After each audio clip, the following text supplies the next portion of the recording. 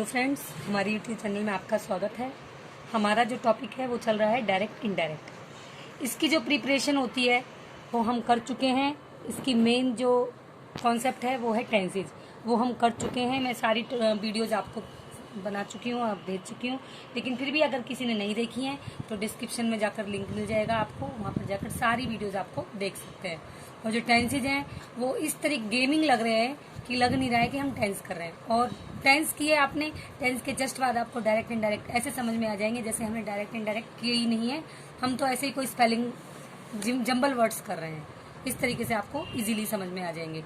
तो मैं आपको टेंसेज की फॉर्मेशन बता चुकी हूँ, फॉर्मेशन के बाद उनका ट्रांसफॉर्मेशन भी बता चुकी हूँ कि डायरेक्ट इनडायरेक्ट में किस तरीके से टेंस को ट्रांसफॉर्म करते हैं, कौन सा टेंस अगर आता है तो कौन से टेंस में हमको ट्रांसफॉर्म करते हैं। लेकिन अगर हमको टेंस की ही इंट्रोडक्शन नहीं है, उसके आइडेंटिफाई नहीं है, तो हमें पता ही नहीं चलेगा कि ये टेंस कौन सा है और हमें कौन से टेंस में चेंज करना है तो क्या आएगा। तो ये सारी चीज़ें हमें पहले टेंस स्पीड करने पड़ेंगे, उसके बाद हम ये सब कुछ कर पाएंगे। तो हम टेंस का ट्रांसफॉर्मेशन कर चुके हैं। उसके बाद हम नियरेस्ट टू डिस्टेंस करेंगे। मैं आपको अभी समझा देती हूँ नियरेस्ट टू डिस्टेंस का मतलब क्या है। जैसे अभी मैं और कोई सेकंड पर्सन है, वो आमने सामने बात कर रहे हैं, तो ये तो डायरेक्ट बात हो गई। इनडायरेक्ट क्या होगी कि मैं उसी बात को किसी थर्ड पर्सन को जाकर बताऊं।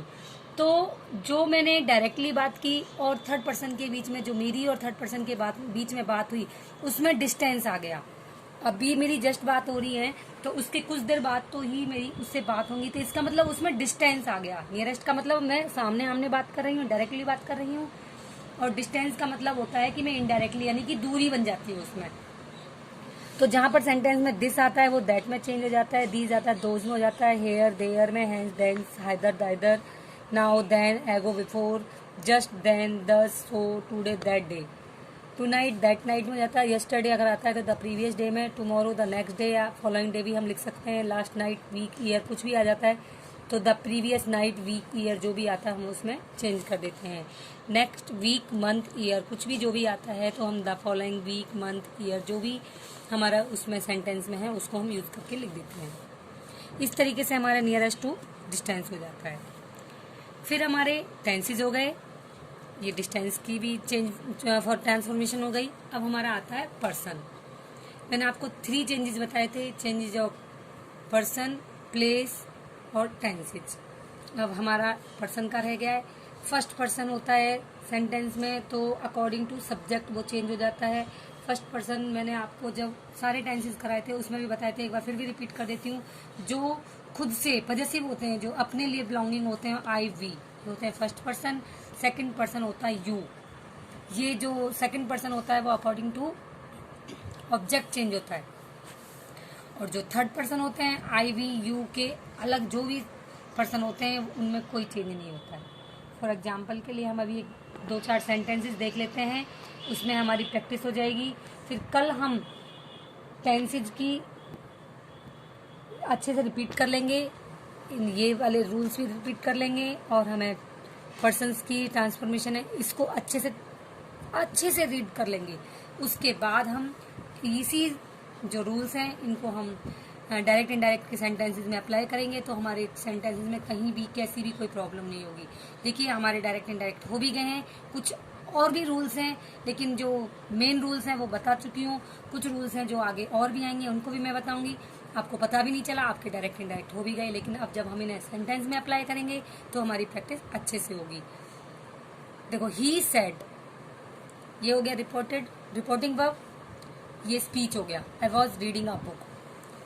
He said I was reading a book. Said के बाद टू नहीं है तो सेड चेंज नहीं होगा, लेकिन वैसे पास्ट टेंस में है इसलिए हमारा ये टेंस चेंज होगा। तो ही सेड, क्या कंजक्शन क्या लग गया इन्वर्टेड कॉमास को हटाकर, that. First person I what is this, I है फर्स्ट पर्सन। फर्स्ट पर्सन किसके अकॉर्डिंग चेंज होगा, सब्जेक्ट के अकॉर्डिंग। सब्जेक्ट क्या है, ही। अगर यहाँ पर फीमेल पर्सन की बात की जा रही है तो शी में चेंज हो जाता है, लेकिन यहाँ पर मेल, इट मीन्स यहाँ पर ही आ जाएगा। ही वॉज रीडिंग, कौन सा टेंस है, ये टेंस है हमारा पास्ट कॉन्टिन्यूअस। तो ये कौन से चेंज होगा, पास्ट परफेक्ट टेंस में, पास्ट परफेक्ट कॉन्टिन्यूअस टेंस में। तो वॉज रीडिंग है तो कॉन्टिन्यूअस होगा परफेक्ट कॉन्टिन्यूअस में। परफेक्ट कॉन्टिन्यूअस की पहचान क्या होती है, फॉर्मेशन क्या होती है, हैड बीन प्लस वर्ब की फोर्थ फॉर्म या first form plus ING.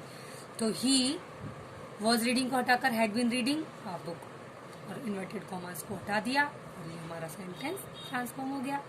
Very easy, कितना इजी है ना। सारे रूल्स हमने इतने इजीली कर लिए थे और अब हमको पता ही नहीं चल रहा है। सारे रूल्स को हम ध्यान करते जाएंगे और ये हमारे आराम से चेंज होगा। हमको बिल्कुल किसी भी तरीके की परेशानी नहीं होगी। अगला सेंटेंस और देखते हैं हम। Bimla said to her, I am going to Agra today. इसमें टू है, पास्ट टेंस है, इसलिए इसमें तो कम्प्लीटली चेंज होगा। तो टू को हम टोल्ड में चेंज कर देंगे, क्योंकि ये भी सेकंड फॉर्म है, ये भी सेकंड फॉर्म में आ जाएगा। बिमला टोल्ड हर, कंजक्शन है, दैट लग गया। आई है, फर्स्ट पर्सन है according to subject, subject Bimla है, बिमला क्या है, फेमाइन है, इसलिए यहाँ पर शी आ गया। एम गोइंग कौन सा टेंस है, प्रेजेंट कंटिन्यूस टेंस है, इसको हम पास्ट कंटिन्यूस टेंस में चेंज करेंगे। तो is am are plus verb की फर्स्ट फॉर्म प्लस आईएनजी, तो पास्ट का क्या होगी formation, was verb plus verb की फर्स्ट फॉर्म प्लस आईएनजी। तो she was going to Agra today किस में हो गया, दैट डे में, क्योंकि डिस्टेंस आ गया। तो Bimla told her that she was going to Agra that day. कितना इजी है, बहुत इजी है।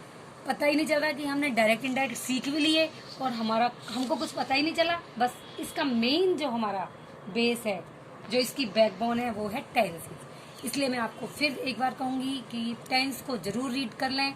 इनके टेंसेस की जो ट्रांसफॉर्मेशन है के रूल्स हैं, जो वो रीड कर लें, इनकी प्रैक्टिस कर लें। और अगले वीडियो में हम और इनकी अच्छे से प्रैक्टिस करेंगे। इनको एक बार, जब तक ये कॉन्सेप्ट क्लियर नहीं हो जाएगा हमारा, हमें आगे सेंटेंसेस की प्रैक्टिस करना में कोई फायदा नहीं है। इसलिए पहले हम इसकी प्रैक्टिस करेंगे, फिर अगले वीडियो में हम सारे सेंटेंसेस की प्रैक्टिस करेंगे। और भी जो हमारे रूल्स रहे हम उनको आगे की वीडियो में करेंगे। मुझे लगता नहीं है आपको कोई प्रॉब्लम होगी, लेकिन फिर भी अगर आपको कोई क्यूरी है, कोई प्रॉब्लम है, तो कमेंट बॉक्स में डालें और मैं आपकी क्यूरी को जरूर से सेटिस्फाई करूँगी। So friends, bye.